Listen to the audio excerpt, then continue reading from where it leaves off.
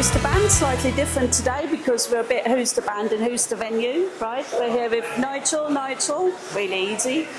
Wee Jock, what's your official title? Front of house engineer Front of house engineer tonight. There you go. Nigel, yes. Manager. And drummer and audio tech, for the band. Carer for... Good. Carer of the community, a bit like that. Carer for On Thin Ice. That's it. No stranger to Hastings Rock, I think, Nigel Polly, so there you go. Had some covers played on there as well. So, and some of my originals from years back, my first band. There you go. So. Well, there you go. You're certainly a well-known name on Hastings Rock.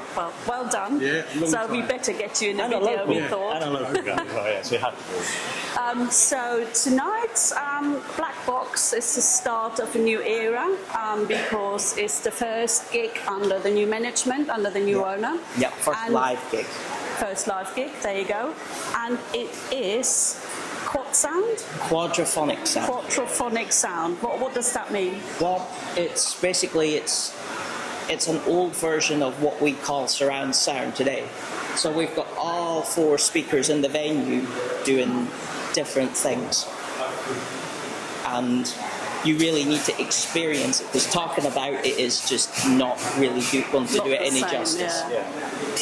When we did all the sound checks and all the prep for it, it was absolutely phenomenal. And we got it to work first time as well. So it's a new one for you. Yep. It's also a new one for you. Yes. Because tonight is a bit of a trial. Kind of. We've trialled it many times before. It's for people that know, in 1967, Pink Floyd did it for their Dark Side of the Moon album launch. They did quad sound, but they did it in the old-fashioned way with the joystick and moved the sound around manually. But we've done it digitally with the modern technologies. We brought it up to date. So we're going to be pushing the sound, the effects, and some of the music around the four, as Jock said, around the four speakers. So there's a bit of an immersive experience in the venue, and the venue really lends itself to that. And we're really hoping to launch the venue as a new live gig for Mark, the owner, to put Hastings back on the map as a good venue for live rock music. And you're looking to, if this goes well, which obviously it will, you're looking to take this further? So we've this is a stepping stone in our journey as a band. So On Thin Ice have been around since 2014, so we've been 12 years in the making. Lots of back history, but in the last 3 years we've kind of moved forward considerably, and we've got a bigger and bigger following, which we're really thankful for.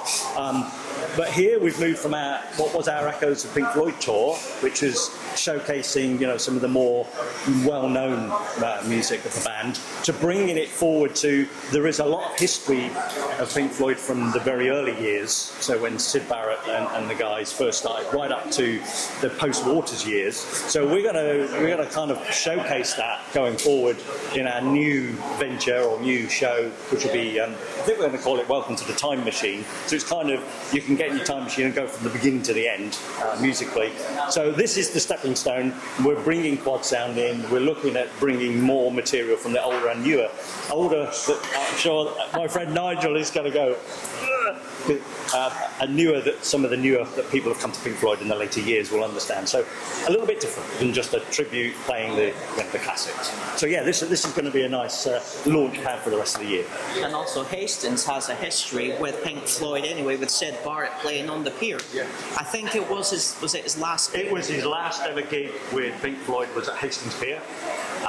And it was one of the gigs where I think they put cloths over the amps and projected onto the amps to get some really good visuals going. And I think Syd was a little bit high that day because he just couldn't detune his guitar at one of the gigs. So it was that one or another one, but it was so that's kind of how I got in touch with Mark.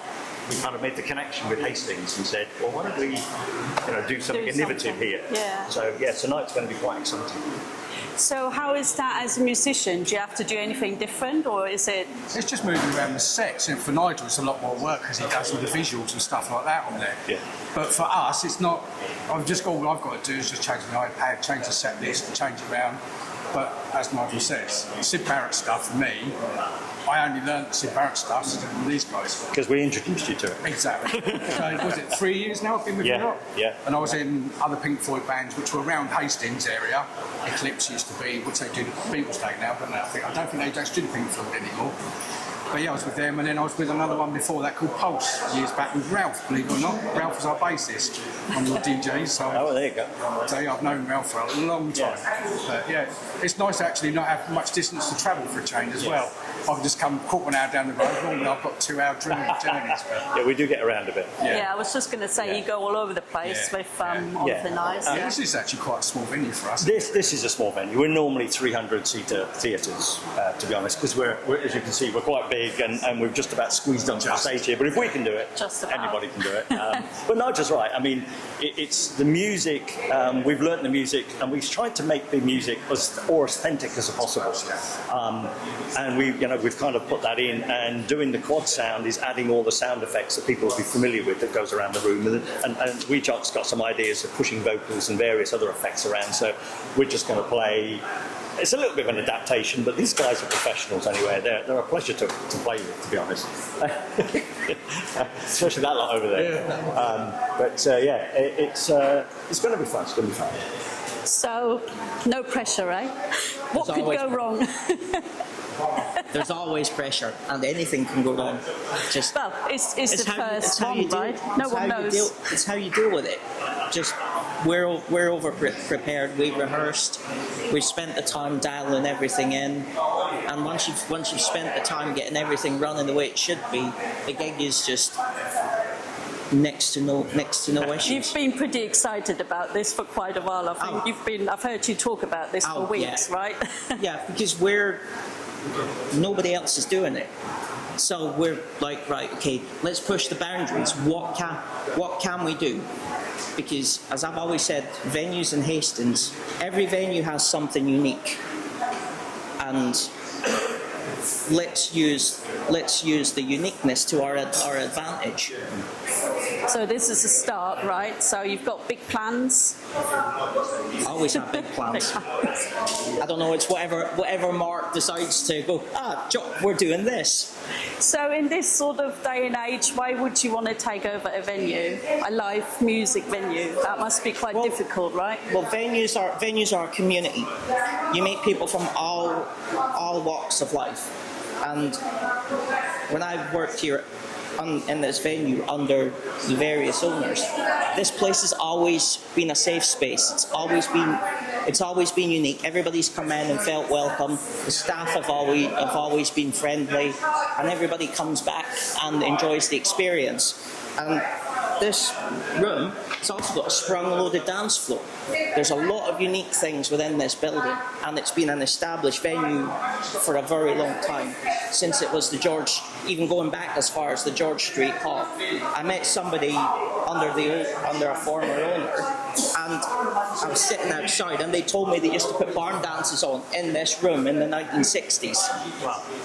So it's very unique, and this venue has changed as well, because where the stage is now is actually above the bar. There was a spiral staircase. If you ever look up this venue in Hastings, you can see what it was, and it's always been unique. And there's been a lot of musicians and burlesque performers and club shows that have played here over its history. And it's all about preserving our local venues. And as I've said, every venue in Hastings has something unique to offer people, and that's what it's all about. Well, it's certainly the start of something, as you said, different, exciting, and what can go wrong for you? Forget something. But the good thing about this, like, if anything does happen like that, we're quite confident to play through it. Yeah. So obviously we play sometimes some in-ear tracks and stuff to play. It's not actually don't play the music and the instruments through the ears. So we all get vocal prompts and stuff. And sometimes if it goes out of sync, it's like trying to do that, trying to do it. And you just got to try and get back. Yeah. Nigel turns it off. Go, right, let's get on with it. Yeah. And quite often happens, doesn't it? And It can do. But we play through it. That's the main thing. So You're enough people on stage as well, isn't it? So you can hide behind the others a little bit. Yeah. We try and be as professional as possible. And I just say we do have the prompts. There's a lot of sound effects and a lot of digital stuff and a lot of other noises that people will be familiar with Pink Floyd that happens. So to get all that in sync and all in time, I produce a click track and we all stick to that religiously. I mean, we don't play, as Nigel said, it's a matter of keeping us roughly in time to when those things happen, or I trigger them manually. So when that goes off, we're flying by the seat of our pants, and it's just like we're all looking at each other and going, ready? No! So, yeah, but apart from that, I mean, it's just the usual thing, isn't it? And I have a script as well. You've got the script, what comes when. Yeah. It's the usual things then of forgetting your vocals or strings breaking or stuff like that. Or we had one major failure. We played an outdoor dome in Swindon in the park, and it started to rain, and it rained. And it rained. The front of house desk switched off twice. Some of the kit failed. We lost one of the lighting rigs, but you kind of just crack on and go, hey, well, but you want to give the best experience you can to your audience. That's So what's the most exciting thing you're looking forward to tonight? What are you hoping to get out of it? seeing smiling faces, having a great time in front of us, hopefully giving us interaction. Yeah. Because you see other Pink Floyd tribute bands, like the big ones like Brit Floyd, Australian, Ozzy Floyd. Yeah. Ozzy Floyd. What I try to do, I try to get people involved with it as well. So I will open my big trap and try to get people to interact with me. So, and I think that's with venues like this. I think that's what it needs. Yeah. Rather than just us going up there and just playing and just going through the motions. We have a good laugh and we'll bring the audience in with us. So I think that's why we're different to other Pink Floyd acts, I think. Exactly.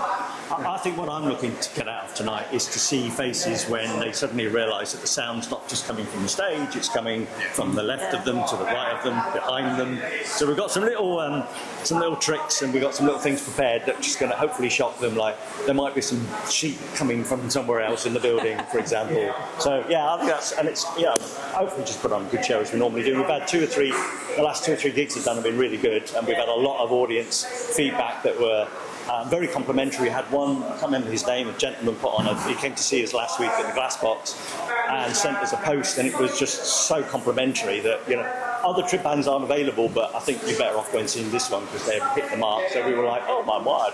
So, I nearly swore. Holy dude. Gee, so tonight will be just seeing that audience reaction different to what we normally see because it's going to be a bit more unique. What do you want to see tonight? Again, it's the audience reaction to something that's unique. And again, going back to the venue, it's all about offering that experience that people can come out and say, hey, I've experienced this.